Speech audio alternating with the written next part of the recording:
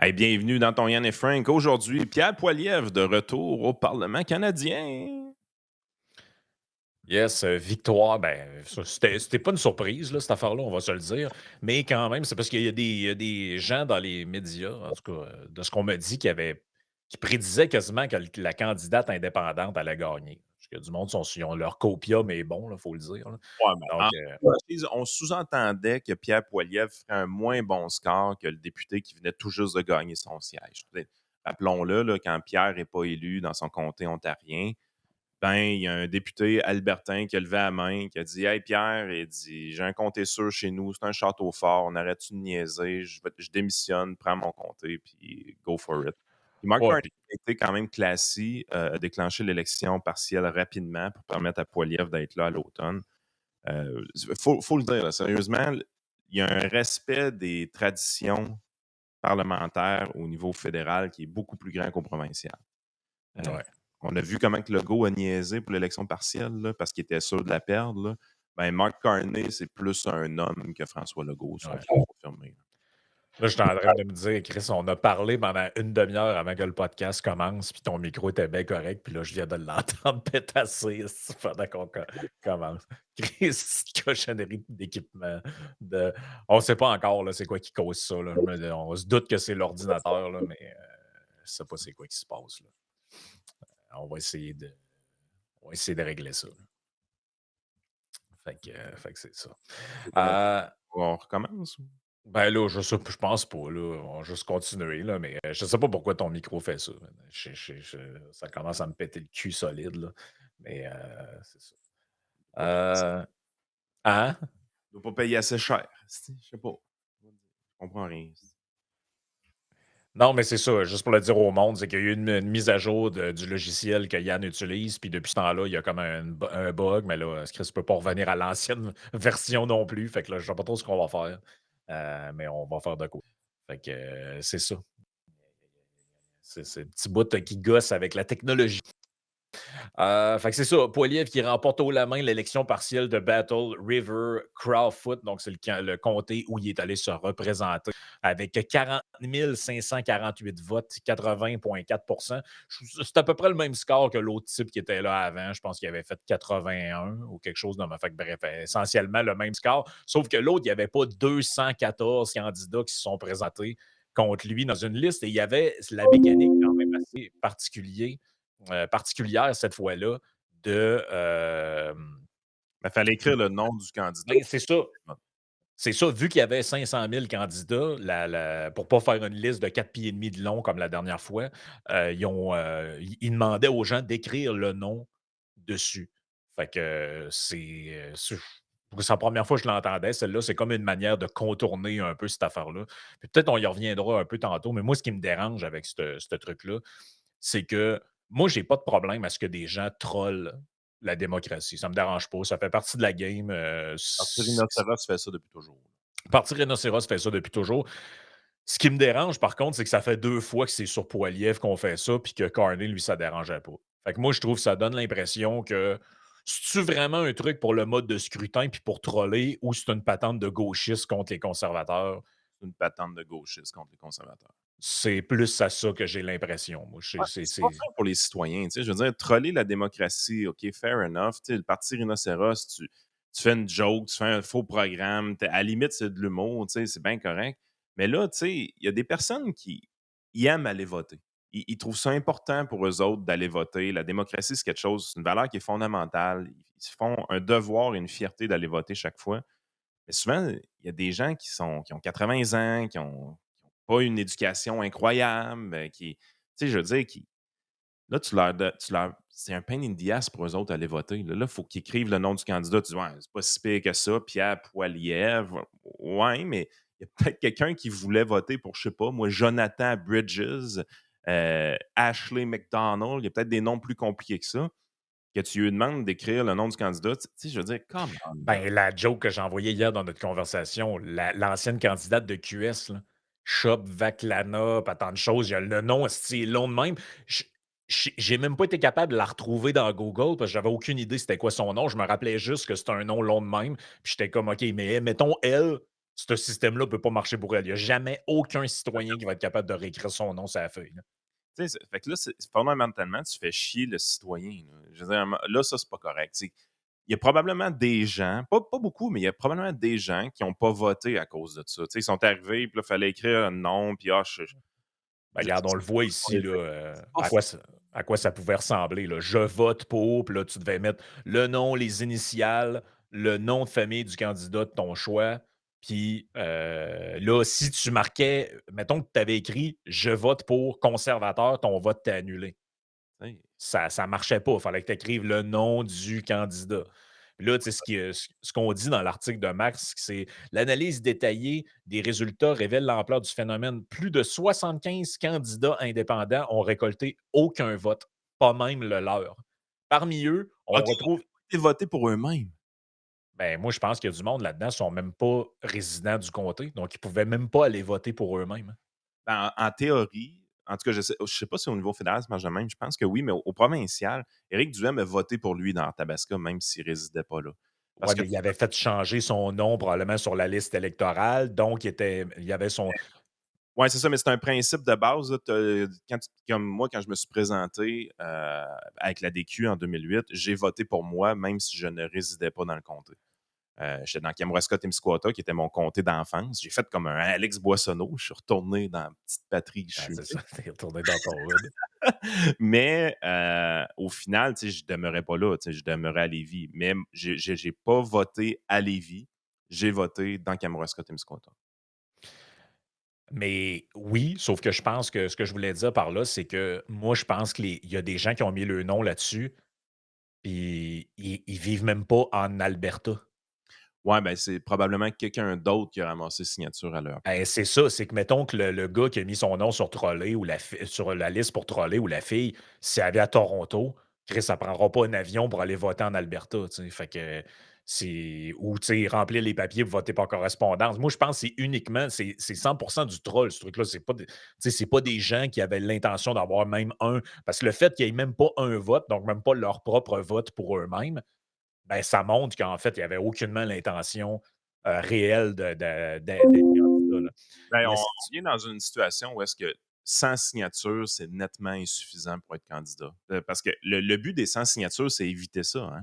On te demande une centaine de signatures parce qu'on pense que le porte-à-porte que tu vas faire va faire en sorte que, tu sais, l'effort que tu as démontré que tu étais sérieux. C'était une candidature qui était sérieuse. Finalement, tu te rends compte que probablement ce groupe-là, ils ont tous signé leurs affaires entre eux autres, là. Parce que c'est pas vrai qu'il y a quelqu'un qui a été faire du porte-à-porte pour ramasser ses 100 signatures là-dedans. ben, exact. 600 signatures, c'est rendu insuffisant, ben, ça va être 500 pièces à un moment donné. Vous allez avoir un dépôt. La journée que tu as 15 votes, on te rembourse ton dépôt, là, tu sais.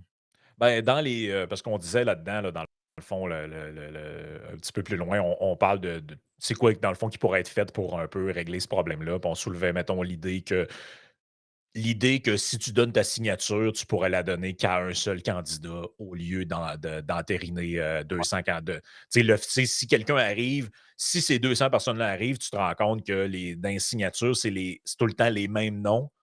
Ben, mané, c'est plus valide parce que tu te rends compte qu'il y a des gens qui sont utilisés juste pour valider 52 000 candidatures. Écoute, Mais quand tu sais, j'ai comme. fait campagne en 2008, là, dans mon porte-à-porte, je tombe sur la candidate de Québec solidaire. C'est quand même assez drôle, tu sais. Fait que j'ai Ben, arrivé à dire: «Ah, c'est moi qui se présente, Québec solidaire, blablabla». J'ai dit: «OK, si tu veux signer mon affaire?» Tu sais, c'était au début du porte-à-porte, fait que j'étais en train de faire signer mes trucs. Ben, elle dit: «Si tu signes le mien, je vais signer le tien». Fait qu'on a signé nos affaires Ben ouais. mutuellement, tu sais, c'était quand même assez drôle. Malgré cette situation électorale surréaliste, Pierre Poilievre a obtenu un résultat écrasant qui confirme l'emprise conservatrice sur cette circonscription rurale albertaine avec plus de 80 des suffrages. Le chiffre des conservateurs a démontré sa popularité, même si sa victoire a été quelque peu éclipsée par l'absurdité du nombre de candidats.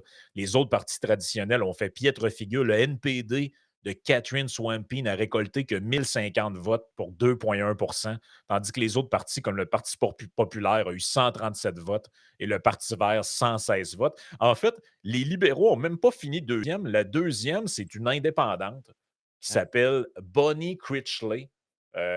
J'ai son site quand même. quand même, mais je suis allé voir un peu. Vraiment, c'est vraiment une vraie candidature. Là. Il y avait un site web, puis dans le fond, un programme, puis tout ça, là. Fait que, tu sais, j'ai été quand même surpris, là, d'une certaine manière, là. Independent for Battle River, Crowfoot, This is our home or riding. Who the heck is Bonnie Critchley? Donc, Avec le chapeau de cowboy, Bunny. ouais, Yes. ouais. Donc, c'est une ancienne militaire, de ce que je comprends, là, qui est retraitée. Une militaire à retraite et elle voulait offrir une alternative à Poilievre. Là, je suis allé voir un peu, ça ne dit pas grand-chose, là, plateforme. C'est quand même une candidature indépendante. Elle dit qu'elle est contre la séparation de l'Alberta. Elle se présentait un peu là-dessus, là, sur cette étiquette-là. Elle est contre aussi la taxe carbone. Elle propose un certain contrôle des armes à feu, mais respectueux des chasseurs. Puis tout ça, c'est une espèce de plateforme un peu mi-figue, mi-raisin. Puis Es-tu on. de centre, de droite? Ben, elle a dit, regarde, c'est écrit ici, là, Bonnie is a centrist who see valid arguments on issues from both the left and the right. OK, fait que c'est mi-figue et mi-raisin. Là, elle a grappillé à tous les contenus un peu. Fait que moi, je pense qu'elle est allée chercher le vote libéral, en fait, là. OK. Ben, essentiellement, là, le vote libéral, le vote centriste mou. Ce que j'aime dans son truc, c'est que, contrairement au centre, parce que des fois, il y a beaucoup de gens qui disent, ah, moi, je suis de centre ou de centre-gauche. Là, tu te dis, ben, si tu es de centre, c'est qu'il y a des idées de droite avec lesquelles tu dois être d'accord. Sinon, tu n'es pas de centre, tu es de gauche. Là, quand tu leur demandes, mettons, de te nommer une seule idée de droite avec laquelle ils sont d'accord, ils n'en ont aucune à te nommer. Fait que tu te dis, ben, OK, tu dis ça parce que tu penses que ça paraît mieux de dire centre-gauche ou centre. Mais en réalité, tu es juste de gauche. Tu sais, c'est comme quelqu'un qui dit je suis de centre droit, ben, ça veut dire que tu as quelques idées qui tirent plus un peu vers la gauche. Sinon, tu n'es pas de centre droit, tu es de droite. Bon, mais c'est la même chose. Mais elle, ce que je trouve honnête dans son truc, c'est que, par exemple, elle dit from both left and the right. Ben, elle dit, par exemple, qu'elle est contre la taxe carbone, mais tu vois plus bas, elle a des trucs plus de gauche un peu là, sur LGBT, gender politics et autres. Fait que je fais OK, pour comprendre son positionnement, ça va d'un bord, ça va de l'autre. C'est pas le genre de madame qui se présente à toutes les élections, là. C'est ça que je checkais un peu pendant que tu parlais. Ouais. Elle semble pas s'être déjà présentée, heu, OK. dans une autre campagne électorale. Fait que, tu sais, sérieusement, c'est respectable comme résultat. 5 000 votes dans une partielle pour quelqu'un qui est totalement indépendant, qui s'est jamais présenté. Je trouve ça quand même, Ben oui, chapeau. faites plus que. C'est sûr que les libéraux n'ont pas fait vraiment campagne parce qu'il n'y avait aucune chance, puis parce que c'est la tradition. Là. Veux pas, ils respectent ça. Je lève mon chapeau. Je pense qu'ils ont respecté la tradition. Le chef conservateur, bon, c'est un article du National Post que j'ai trouvé bon, parce que là, on dit OK, là, il est réélu, mais le plus dur reste à venir. Là. Le plus dur reste vraiment à venir. J'ai deux clips à faire entendre dans pas long parce que, dans le fond, oui, il est réélu.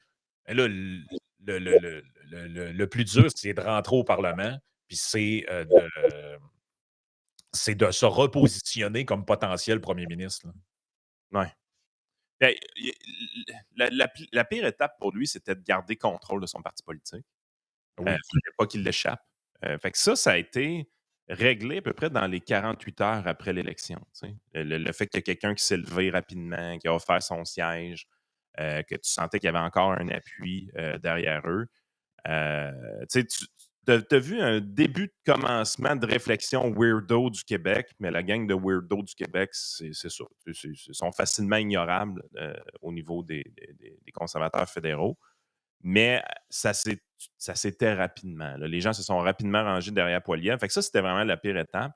Mais là, effectivement, comment reconstruire l'étiquette? Parce que oui, officiellement, ils sont minoritaires, les libéraux, mais tout le monde comprend que c'est pas vraiment minoritaire, là. Je veux dire, le NPD, il finit raide, là, cette partie-là. Jamais qu'ils vont vouloir retourner en élection. exact. Oui, sauf que je pense qu'il doit se soumettre à un vote de confiance en janvier. OK. Si j'ai bien en tout cas, je suis pas sûr de ce que je dis là, mais il y a une mécanique dans le parti qu'il va devoir parce qu'il y a toujours un genre de post-mortem au Parti conservateur, puis tu dois, quand tu as perdu une élection, te soumettre de manière automatique, je pense, à un vote de confiance. Fait que ça va être un gros test, là. Il est obligé de scorer un genre d'au-dessus de 80, sinon il va être à la porte, là. Puis il y a toujours aussi la mécanique qui a été utilisée pour tasser autour, que les députés fédéraux ont le droit de Absolument. voter de leur côté, les membres du caucus, autrement dit. Ça reste que, tu sais, je pense pas qu'il aurait fait cette partielle-là s'il n'y avait pas l'appui du caucus. Moi, je pense, à part les weirdos du Québec, là, les gens sont pas mal derrière Poilievre, j'ai l'impression. Effectivement. Il y a 8 mois, les sondages laissaient présager que les conservateurs étaient assurés de former le gouvernement. Poilievre a finalement perdu son siège dans la circonscription de Carleton, dans la région d'Ottawa, et ses conservateurs ont subi une cuisante défaite aux libéraux de Carney. Aujourd'hui, Poilievre doit s'engager dans un parcours intimidant de plusieurs années pour obtenir une seconde chance au plus haut poste politique du pays. Malgré cette année infernale, les initiés du Parti conservateur, amis et ennemis de Poilievre, affirment que le chemin vers la victoire peut comporter son lot d'obstacles, mais qu'il est loin d'être impossible. Anthony Koch, directeur général d'ACA Stratégies et ancien porte-parole de Poilievre, a déclaré que le parti doit reconnaître que le changement est nécessaire et se concentrer soigneusement sur sur les questions gagnantes. Nous devons tourner la page sur les dernières élections, a-t-il déclaré. Ouais. Ça, c'est important parce qu'il ne faut pas donner l'impression qu'il rote le ballonné sur cette élection-là. Elle est faite, l'élection, on passe à autre chose. Trudeau, il n'est plus là. Carney est là. C'est faux. C'est Carney qu'il faut que tu cibles, c'est eux autres qu'il faut que tu cibles, puis il faut déjà que tu sois en mode OK, c'est prise 2, là. On continue. Si tu traînes une espèce d'amertume, puis que ça continue avec un genre de ouais, mais un tel, il m'a pas supporté, puis l'autre, il a pas été assez bon pour moi, puis tel gars, j'aurais dû prendre lui plutôt qu'un autre. Moi, je pense que ça va juste faire une espèce de spirale vers le bas, là. Puis il va Puis, falloir aussi qu'ils règlent le problème du Québec, les conservateurs, parce qu'ils ont fait probablement l'erreur de penser qu'ils pouvaient gagner sans le Québec. Alors qu'on sait que finalement, Carney a été, oui, fort en Ontario, mais il a surtout été très fort au Québec. Fait que, tu sais, à un moment donné, si tu veux faire tomber les libéraux, il faut que tu les fasses tomber au Québec. Là, exact. de quelle façon tu y arrives? Est-ce que c'est une alliance stratégique avec le Bloc québécois ou peu importe? Je ne sais pas. Mais c'est pas normal que les Québécois soient en arrière de Chorney comme ça. Il faut que tu trouves le moyen de percer ce mystère-là. Puis oui, on comprend toute l'histoire du vote NPC, puis même Québécois qui avaient embarqué là-dedans au début, puis qui ont essayé de backtracker après parce qu'ils se sont rendus compte que ça nuisait au Bloc québécois puis au grand projet Exact. souverainiste, là. Mais je veux dire, il faut que tu réussisses à faire de quoi. Puis la députation provinciale du Québec pour les conservateurs, tu sais, il va falloir commencer à la regarder puis la surveiller un peu. Puis probablement en tasser quelques-uns. Tu sais, je veux dire, à un moment donné, c'est tous des gens qui sont dans des comtés sûrs et ils agissent tous comme des libéraux. Ouais, mais tu sais, ces comtés sûrs-là, ils sont sûrs pour combien de temps quand tu fais pas campagne, hein? Tu sais, Ouais. regarde la démographie, mettons, d'un comté comme le nôtre à Lévis, là. C'est en train de changer à vitesse grand V, là. Il y a de plus en plus de nouveaux arrivants qui viennent ici, qui sont pas familiers avec nécessairement la culture politique de la place, puis qui vont voter comme voteraient d'autres Canadiens, là. Là, pour l'instant, c'est encore des victoires faciles pour ces députés-là.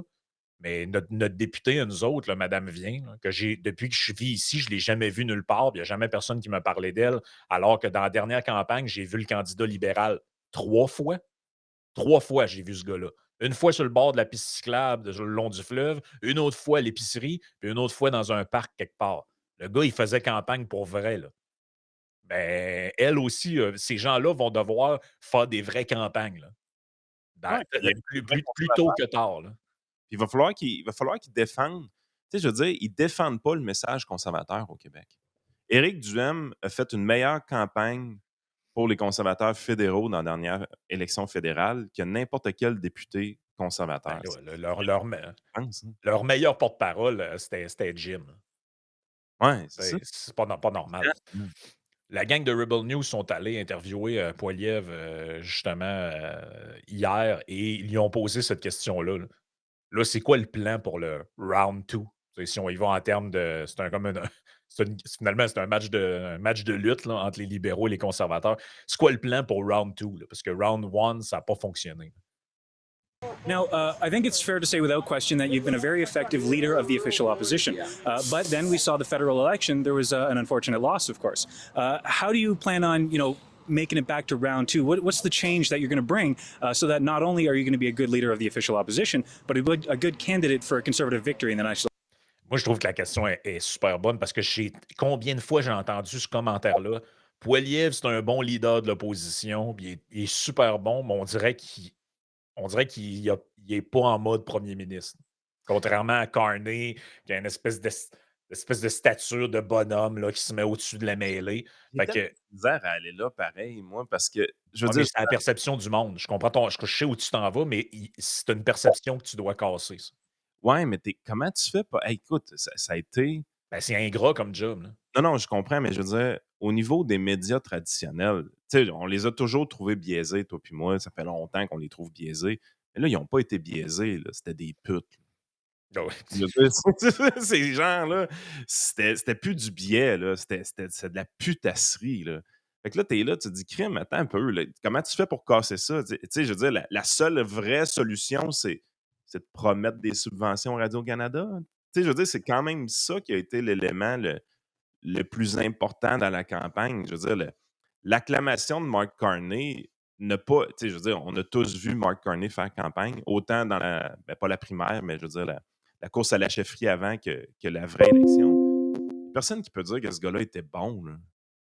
Non, non, c'est effectivement. Objectivement, là, il n'a pas été bon. Il s'est fait licher les bottes. Il n'a pas été bon. Non, je suis d'accord. Je Tu suis sais, d'accord. c'est là que j'ai de la misère à aller là. Puis je comprends la question venant du milieu conservateur, puis pour les militants conservateurs, Rebel News, c'est un peu ça qui joue comme rôle là-dedans. Mais à un moment donné, c'est comme c'est comme si tu n'avais pas d'armes contre ça. Tu te dis, comment je fais pour me battre contre ça quand tous les médias en même temps se mettent contre toi et flattent l'ego d'un gars qui est absolument mauvais? Je le Ah, je comprends. sais. Je Je pas la écoute, réponse à ça. je sais pas, mais ce que je sais, c'est qu'il contrôle pas les médias. Je sais. Tout ce qu'il contrôle, c'est lui-même puis son message. Fait que là, rendu là, tu sais, dans le fond, si tu as des changements parce que dans le fond, la réponse à ça ne peut pas être: «On va attendre que les médias soient plus fair», ils le seront jamais. Fait Exactement. Mais que c'est la raison, je pense, pourquoi il est encore là, parce que les gens qui vont observer la campagne fédérale avec un peu de recul puis qui sont un peu intelligents se rendent compte qu'il y a eu, tu sais, il n'y a jamais eu autant de votes conservateurs que ça en nombre absolu. Tu sais. Tu sais, si, mettons, tu veux faire des critiques, tu dis, OK, est-ce que la machine électorale a sorti son vote? La réponse est oui. Est-ce que la campagne a motivé les militants à travailler fort? La réponse est oui. Est-ce que les gens étaient contents de voter pour Pierre Poilievre? Puis est-ce qu'ils votaient pour Pierre Poilievre? La réponse est oui aussi. Fait que tu sais, t'es là, tu te dis, c'est qu'est-ce qui nous a fait perdre? C'est qu'il y a eu une alliance du vote de gauche contre Pierre Poilievre. Je veux dire, c'est à peu près le même scénario que vous avez vu dans Arthabasca avec Éric Duhem. ouais. Ça a été une campagne référendaire sur Éric Duhem à Arthabasca. Donc, tu votais pas pour QS, tu votais pas pour les libéraux, tu votais pour Duhem ou contre Duhem.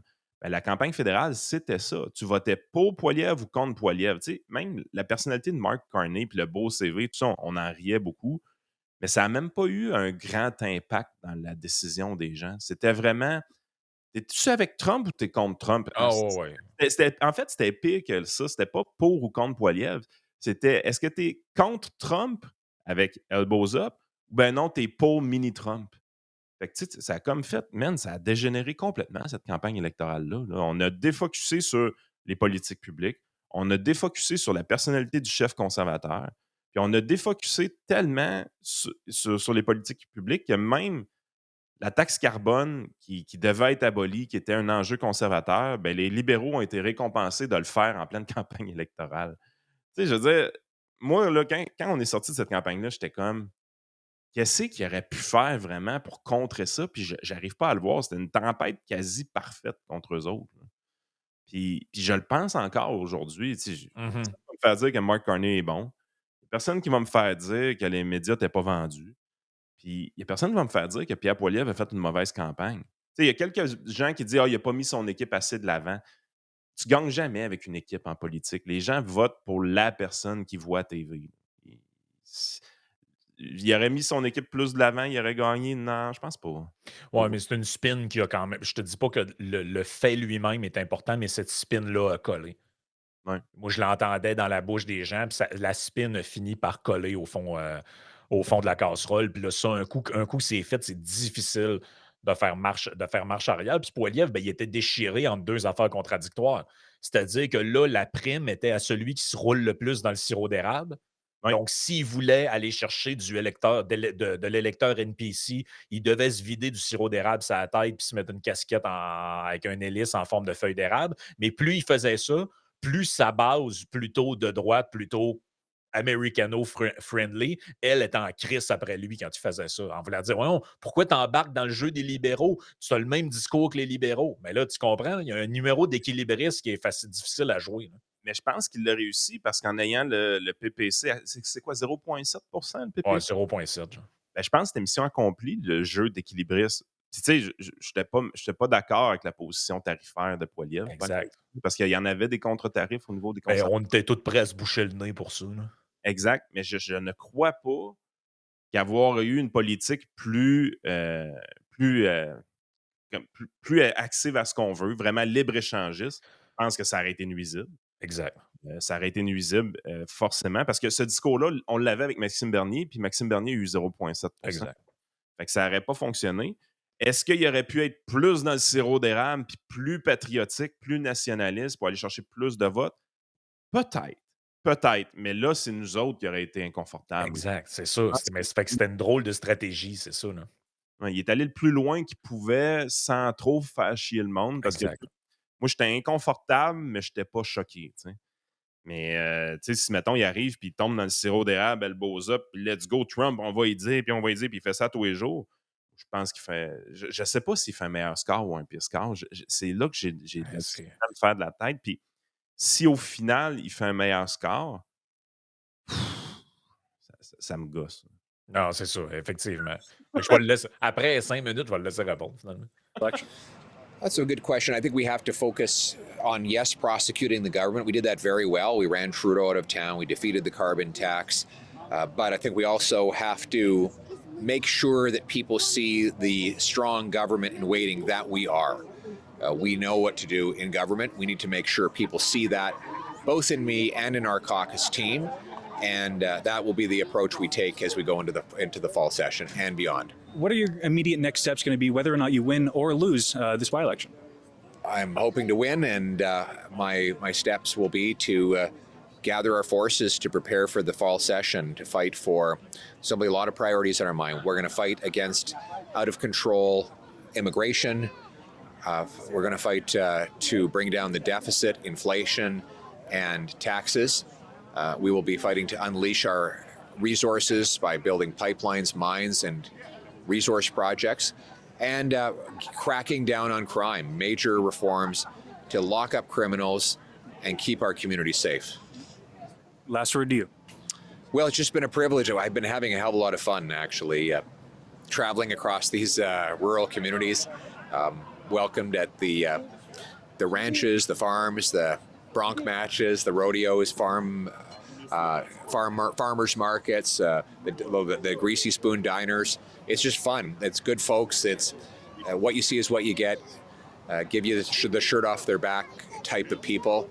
And I've really enjoyed the last couple of months getting to know this region. And it's been a real blessing. It's been humbling, but in the best possible way. Now, Donc, je résume. Cette partielle-là, quand même. Hein. Mhm. Tu sais, ce qu'il dit, là, d'avoir fait le tour des ranges, d'avoir le Greasy Spoon Diner, je trouve l'expression quand même assez magique. Là.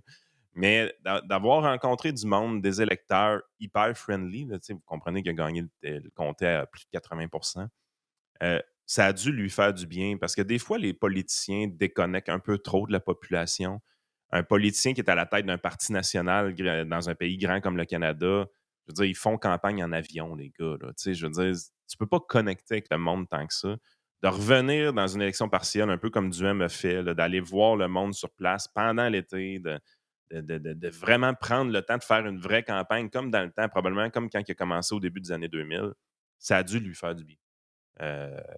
Au niveau mental, puis de reconnecter avec les électeurs, puis de se rendre compte finalement qu'il était plus apprécié qu'il pensait. Là. Parce que c'est le défaut d'un chef, des fois. Là, tu viens tellement en haut de ta tour d'ivoire, tu ne connectes pas assez avec le peuple qu'éventuellement, tu peux finir par juste voir le jeu politique puis pas le vrai monde derrière ça. Oui, puis tu sais, je pense que là, l'effet de ça, c'est que c'est revenu remotiver une base qui se sent. Ben, tu sais, veux pas, quand ton chef est battu, c'est toujours il y a une phase de découragement. Puis là, ben, il y a plein de gens de l'autre camp qui essayaient de taper là-dessus en disant même votre chef passe même pas dans son propre comté, puis blablabla. Puis là, t'as beau expliquer qu'ils ont redessiné la carte, ça change rien. Le mal est fait. Fait que là, ben, tu sais, il y a une victoire écrasante dans un comté de même, c'est sans conteste, là, 80 Je veux dire que même si tout le monde se met ensemble, tu ajoutes tous les votes de l'autre bord, il y a 80 pareil, c'est impossible de le défaire. Ça, c'est le défaut des conservateurs au Québec, c'est qu'il n'y en a pas de château fort de même où tu peux te présenter puis que tu te ramasses avec 75-80 des votes. En fait, le seul parti qui a ça au Québec, c'est le PLQ dans le West Island de Montréal. C'est le seul qui a le luxe de présenter une demi-livre de croton dans un comté quelque part, puis se faire élire sans opposition, quasiment par acclamation. Là. C'est les seuls qui ont ce luxe-là. Les autres doivent travailler pour les gagner, le comté. Fait que, tu sais, à quelque part, c'est peut-être sain aussi que ce ne soit pas trop répandu comme mode de vote. Mais ce que ça fait, c'est que là, ça va motiver son monde. Puis les gens ben, sont crainqués de voir leur chef revenir au Parlement. Puis là, je pense qu'on va avoir un vrai portrait de la réalité politique parce que dans les dernières semaines, on voyait à Carney est au top, les conservateurs commencent à baisser, tout ça, ils n'ont pas de chiffres, puis il n'y a pas d'activité parlementaire. Là, il va revenir dans son élément où c'est sa force, là, en jambes, clairement plus fort que Carney dans la joute parlementaire. Puis c'est un politicien, je pense, plus rusé, plus aguerri au niveau de la forme puis des institutions. Puis là, ben, on va pouvoir avoir un vrai portrait de la situation, je pense. N'oubliez pas le fait que Chrystia Freeland a fait un budget catastrophique. Elle a démissionné avant de déposer son budget. C'est un budget qui comprenait 60 milliards de déficit. Et là, on parle que ce budget-là, finalement, il ne finira pas à 60 milliards de déficit, il va finir à 100 milliards de déficit. Probablement 110 parce qu'il est encore tôt. Là. Fait que là, tu es dans un monde où est-ce que les conservateurs sont dans leur élément. Là. Fighter un gouvernement dépensier, je veux dire, ils ont toujours été forts là-dessus. Ça fait longtemps que les gens comprennent que si tu mets les conservateurs au pouvoir, ils vont faire le ménage. Ils naviguent un peu grâce à l'ancienne image de Stephen Harper. Mais moi, les libéraux, je ne sais pas comment ils vont faire pour s'en sortir, sérieusement. Là. À coût de 100 milliards de déficit, il va y avoir une fin à ça. Là. Tu ne peux pas arriver puis maintenir une cote de crédit triple A de cette façon-là. Là. Ça achève ce temps-là. Les emprunts faciles achèvent bientôt. On l'a vu rien qu'en masse au niveau du gouvernement provincial, quand il y a le gun sur la tempe puis qu'il doit faire des changements. Le provincial fait des changements drastiques. C'est déjà arrivé au niveau fédéral, sous Jean Chrétien, à l'époque, début des années 90. Ben moi, je pense que c'est ce qui attend Mark Carney dans les prochains mois. Là. Le banquier central, là, il n'y aura pas de fun au niveau budgétaire, qui est son champ de compétences primaire. Là. Ben, Il ils sont va- mis au bat avec ça. Là. Exactement. Il va mal paraître dans l'élément principal de son beau CV. Exact. Quand même. C'est exactement ça. Écoute, on va passer à la partie Patreon dans quelques instants. D'ailleurs, regarde, je vous mets une image qui résume le sujet dont on va parler. Donc, c'est notre ami le prof Caron. Parce qu'on fait on fait un suivi d'hier, parce que, tu sais, hier, on a parlé du sommet en Alaska. Hier, c'était le fameux meeting à la Maison-Blanche avec Trump, Zelensky, Macron avec sa face de carême, Mélanie était là. Tout le monde était là, fait qu'on va jaser un peu dans les prochains instants. Mais juste avant de se quitter, ben, c'est ça, je voudrais remercier nos commanditaires, la gang de TLF Dessin pour les dessins industriels, les plans 3D. Ils ont des machines pour aller sur les chantiers. Donc, allez voir leur site web sur TLF Dessin en utilisant tout le temps les petits codes qu'on a au bas de l'écran. C'est à ça que ça sert. Ready for Canada, tous vos besoins en matière d'immigration et Range Brand pour les vêtements country numéro 1. Utilisez votre code Yann10 pour le 10 de rabais et on se retrouve de l'autre côté du paywall.